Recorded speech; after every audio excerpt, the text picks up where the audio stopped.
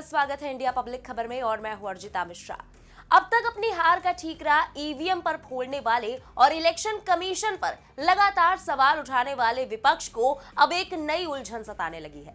केंद्र सरकार देश भर में अब तक चले आ रहे इलेक्शन के प्रोसीजर को लेकर एक अहम और ऐतिहासिक बिल लाने जा रही है, जिसको लेकर विपक्ष की नींदें उड़ चुकी हैं और बिल पेश होने से पहले ही अभी से उसने सरकार को घेरते हुए खुन्नस निकालनी शुरू कर दी है। इसी कड़ी में अब यूपी से लेकर दिल्ली और हैदराबाद तक के सियासी गलियारों में सरकार के इस most awaited bill one nation one election को लेकर जबरदस्त हलचल देखने को मिल रही है और ओवैसी के साथ अखिलेश और केजरीवाल भी केंद्र में सत्ताधारी बीजेपी के इस बिल की खिलाफत में हाथ मिलाते नजर आ रहे हैं।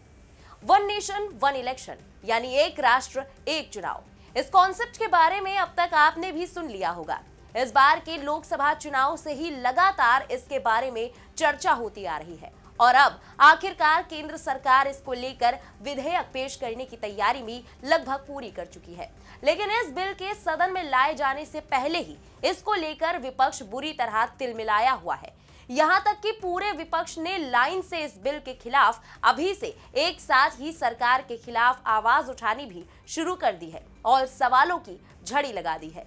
इसी बीच एआईएमआईएम चीफ असदुद्दीन ओवैसी से लेकर सपा मुखिया अखिलेश यादव और आम आदमी पार्टी के सर्वे सर्वा अरविंद केजरीवाल तक वन नेशन वन इलेक्शन को लेकर एक दूसरे के सुर में सुर मिलाते दिख रहे हैं। असल में प्रधानमंत्री नरेंद्र मोदी की कैबिनेट ने एक देश एक चुनाव बिल को मंजूरी दे दी है। कहा जा रहा है कि इसी शीतकालीन सत्र में अगले हफ्ते संसद में इसे पेश किए जाने के पूरे चांसेस हैं। यानी कि केंद्र सरकार one nation one election plan पर तेजी से आगे बढ़ रही है, जो कि विपक्ष को बिल्कुल भी रास नहीं आ रहा और सपा मुखिया अखिलेश यादव से लेकर एआईएमआईएम चीफ ओवैसी, आम आदमी पार्टी के सर्वे सर्वा अरविंद केजरीवाल और शिवसेना यूबीटी सांसद संजय राउत जैसे तमाम विपक्षी नेताओं ने भी एक साथ बीजेपी के खिलाफ मोर्चा खोल दिया है। तो चलिए पहले एक एक करके जानते हैं कि वन नेशन वन इलेक्शन के मुद्दे पर किस किस ने क्या क्या कुछ बयान दिया।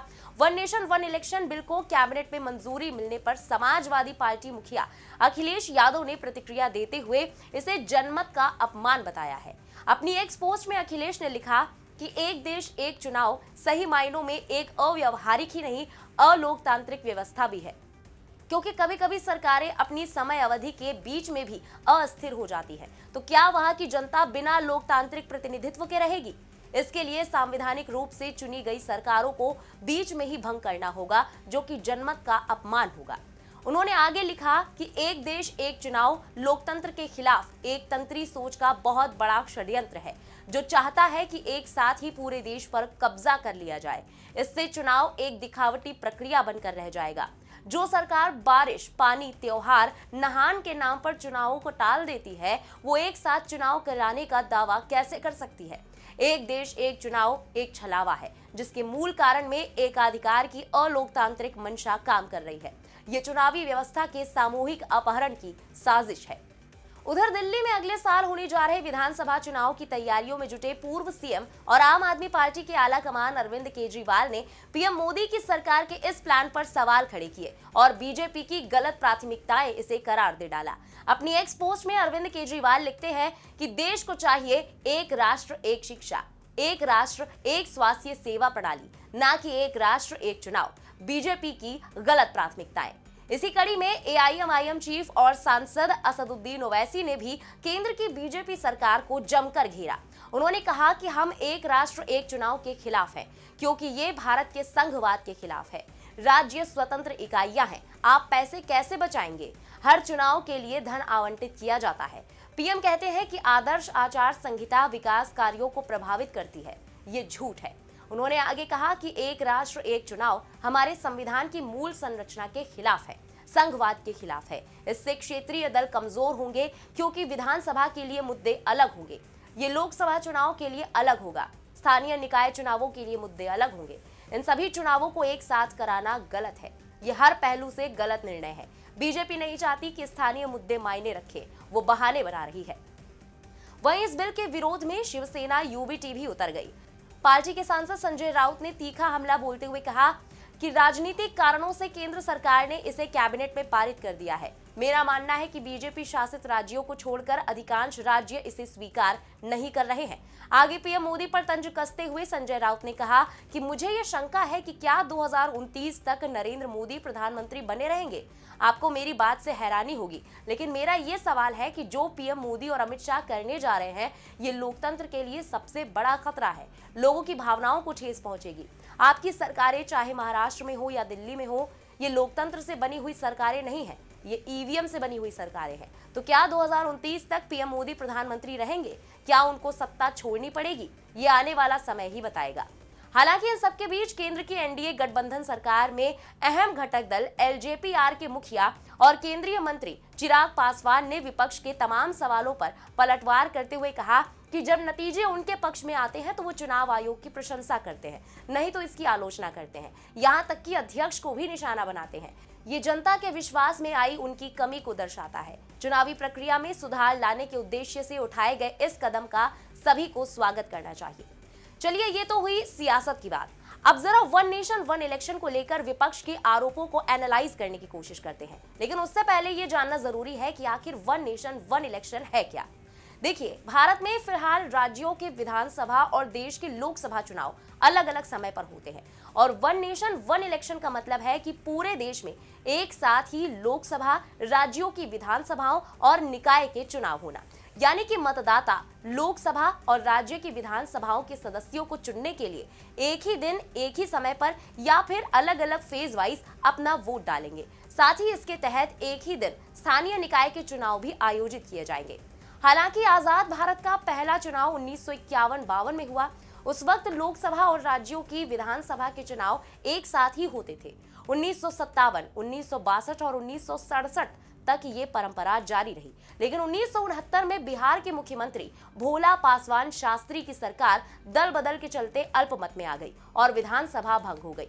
इसके बाद 1970 में इंदिरा गांधी ने लोकसभा चुनाव भी 11 महीने पहले करा लिए और तभी से केंद्र और राज्य के चुनाव आगे पीछे हो गए। हालांकि अब जो बिल पास होने जा रहा है, अगर ये पास हो जाता है तो 2029 में ये परंपरा फिर से शुरू हो सकती है, लेकिन तमाम विपक्षी नेताओं ने इस पर सवाल उठाए हैं। राजनीतिक जानकारों की माने तो अगर बाकी राज्यों से सहमति लेने की जरूरत हुई तो ज्यादातर नॉन बीजेपी सरकारें इसका विरोध कर सकती है। अगर सिर्फ संसद से पारित कराकर भी कानून बनाना संभव हुआ तो भी कई मुश्किलें आने वाली हैं, जैसे एक साथ चुनाव कब कराया जाए, और इससे भी बड़ा सवाल ये कि जिन राज्यों में अभी चुनाव हुए हैं उनका क्या होगा। क्या इन सरकारों को बर्खास्त कर दिया जाएगा?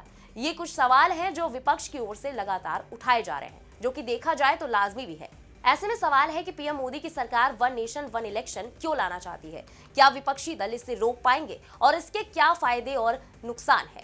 सितंबर 2023 में सरकार की ओर से इस बिल को लेकर बनाए गए पूर्व राष्ट्रपति रामनाथ कोविंद के पैनल ने 5 सुझाव दिए हैं। पहला, सभी राज्य की विधानसभाओं का कार्यकाल अगले लोकसभा चुनाव यानी कि 2029 तक बढ़ा दिया जाए। दूसरा, हंग असेंबली यानी कि किसी को बहुमत नहीं, नो कॉन्फिडेंस मोशन होने पर बाकी 5 साल के कार्यकाल के लिए नए सिरे से चुनाव कराए जा सकते हैं। तीसरा सुझाव दिया गया कि पहले फेज में लोकसभा विधानसभा चुनाव एक साथ कराए जा सकते हैं, उसके बाद दूसरे फेज में 100 दिनों के भीतर ही लोकल बॉडी के यानी कि निकाय के इलेक्शन भी कराए जा सकते हैं। चौथा, चुनाव आयोग लोकसभा, विधानसभा, स्थानीय निकाय चुनावों के लिए राज्य चुनाव अधिकारियों के परामर्श से सिंगल वोटर लिस्ट और वोटर आईडी कार्ड तैयार करेगा। इसके अलावा 5वें सुझाव के तहत कोविंद पैनल ने एक साथ चुनाव कराने के लिए उपकरणों, जनशक्ति और सुरक्षा बलों की एडवांस प्लानिंग की भी सिफारिश की है। वही कमेटी की रिपोर्ट के मुताबिक एक देश एक चुनाव लागू करने के लिए कई राज्य विधानसभाओं का कार्यकाल घटेगा। जिन राज्यों में विधानसभा चुनाव 2023 के आखिर में हुए हैं, उनका कार्यकाल हालांकि बढ़ाया जा सकता है। विधि आयोग के प्रस्ताव पर सभी दल सहमत हुए तो ये 2029 से ही लागू हो जाएगा। इसके लिए दिसंबर 2026 तक 25 राज्यों में विधानसभा चुनाव संपन्न कराने होंगे। हालांकि यहाँ एक बड़ा ट्विस्ट विपक्ष के लिए ये भी है कि लोकसभा और राज्यसभा दोनों में ही बीजेपी और उसके सहयोगी दलों की नंबर पावर ज्यादा है। ऐसे में बिल को दोनों ही जगह पास कराने में कोई बड़ी दिक्कत नहीं आने वाली, लेकिन सरकार चाहती है कि इस बिल पर सभी दलों की एक राय बनाई जाए और जरूरी संशोधनों के बाद ही बिल को पारित किया जाए। यानी कुल मिलाकर देखा जाए तो करीब 6 दशक के बाद अब फिर से देश में वन नेशन वन इलेक्शन की तरफ आगे बढ़ रहा है, लेकिन अब विपक्ष की तरफ से इस बिल को लेकर अड़ंगा लगाने की पूरी कोशिश की जाती दिखाई दे रही है। ऐसे में हर किसी की नजर अब इस बात पर टिकी है कि सरकार की तरफ से इस बिल को सदन में कब पेश किया जाता है और विपक्ष आगे चलकर इस पर क्या रिएक्ट करता है। फिलहाल वन नेशन वन इलेक्शन पर इस स्पेशल रिपोर्ट के बारे में आपका क्या कहना है, कमेंट में लिखकर अपनी राय जरूर बताएं। बने रहें इंडिया पब्लिक खबर के साथ। हमारे यूट्यूब चैनल को सब्सक्राइब करें, बेल आइकन दबाना बिल्कुल ना भूलें।